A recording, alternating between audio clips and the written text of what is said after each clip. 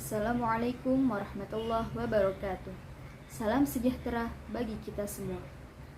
Hampir 76 tahun negara Indonesia ini merdeka. Sebagai sebuah negara yang besar, Indonesia memang memiliki banyak potensi dalam membangun sebuah negara yang berkemajuan.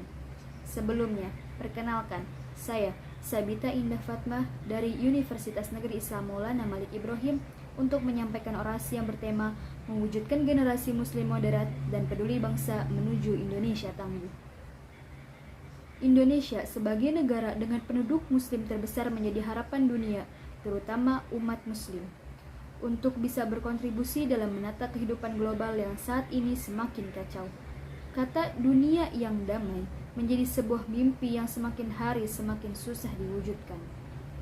Perang berkobar di mana-mana, termasuk di negara yang mayoritasnya penduduknya beragama Islam, seperti di Suriah, Afghanistan, Irak, dan yang terbaru adalah konflik di Yaman. Lalu, apakah yang bisa dilakukan Indonesia? Sebagai salah satu negara besar, sudah menjadi kewajiban bagi bangsa Indonesia untuk bisa berkontribusi dalam menghadapi segala problematika yang di dunia, terutama dunia Islam. Usai Perang Dingin, Samuel Huntington memprediksi akan terjadi benturan peradaban antara Timur dan Barat. Apa yang disampaikan Huntington kini terbukti. Timur yang merajuk pada dunia Islam saat ini menjadi sorotan dunia. Banyak negara berpenduduk muslim berada dalam kecamuk konflik atau bahkan perang. Selain dari konflik yang terjadi di negara berpenduduk Islam, adanya kelompok radikal yang mengatasnamakan Islam atau terorisme, dan fenomena Islamofobia semakin menguatkan tesis Huntington. Menyikapi fenomena ini, segala yang terjadi dan memiliki kaitan baik langsung maupun tidak langsung dengan dunia Islam, Indonesia seharusnya berada dalam barisan depan dalam menuntaskan permasalahan yang tersebut. Harus disadari, terkait kecenderungan konflik yang terjadi di dalam dunia Islam, posisi Indonesia sangat menarik. Indonesia relatif lebih stabil, padahal heterogenitas di Indonesia sangatlah tinggi, termasuk dalam hal keyakinan beragama. Menurut hemat penulis, pencapaian ini tidak lepas dari kondisi mayoritas muslim di Indonesia berpemikiran rahmatan lil alamin. Islam moderat inilah yang harusnya menjadi kekayaan dan kekuatan Indonesia untuk disalurkan kepada umat muslim di dunia, terutama dalam upaya mewujudkan perdamaian global.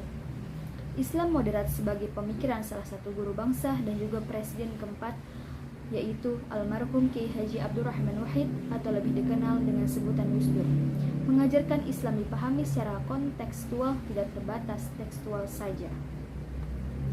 Pemahaman ini sangat penting bagi upaya mewujudkan sikap saling memahami dan saling menghormati antar umat berkeyakinan serta menciptakan perdamaian di tengah-tengah mereka.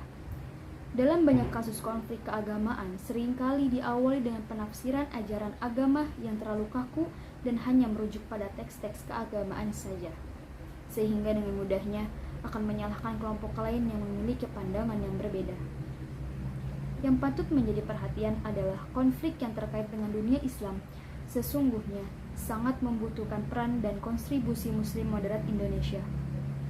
Keberadaan pihak moderat dapat menjadi penghubung antar dua belah pihak yang berbeda, pandangan dari berkecenderungan untuk dilanjutkan dalam bentuk konflik, baik antar sesama muslim maupun antar muslim dan non-muslim atau barat.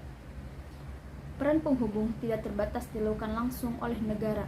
Dalam hubungan internasional kontemporer, aktor selain negara seperti individu, kelompok kepentingan, organisasi kemasyarakatan, organisasi keagamaan, serta yang lainnya dapat berperan sebagai aktor penting dalam ranah global.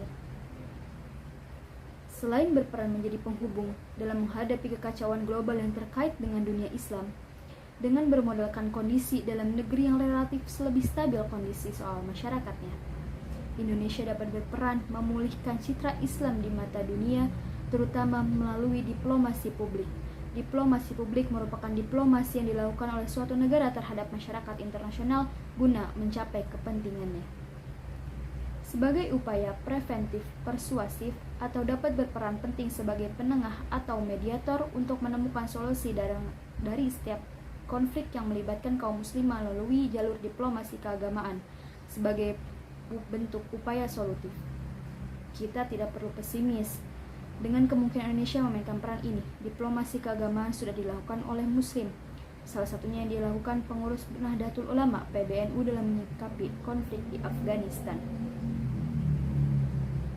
Diplomasi keagamaan dilakukan Muslim Indonesia dapat menjadi sumbangan besar dalam membangun peradaban Islam. Tidaklah mungkin umat Islam membangun peradaban bila sesama Muslim terus bertikai dan meminggirkan rasa persatuan dan persaudaraan. Bangsa Indonesia harus kembali berperan aktif dalam upaya membangun dunia. Bila dulu di awal berdirinya negara Indonesia, semangat yang ditularkan adalah semangat anti kolonialisme dan imperialisme. Maka saat ini semangat yang harus ditularkan terutama kepada saudara muslim yang sedang bertikai adalah semangat kebersamaan dan persatuan dan hidup berdampingan secara damai.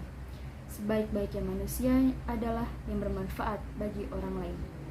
Sekian, terima kasih. Wassalamualaikum warahmatullahi wabarakatuh.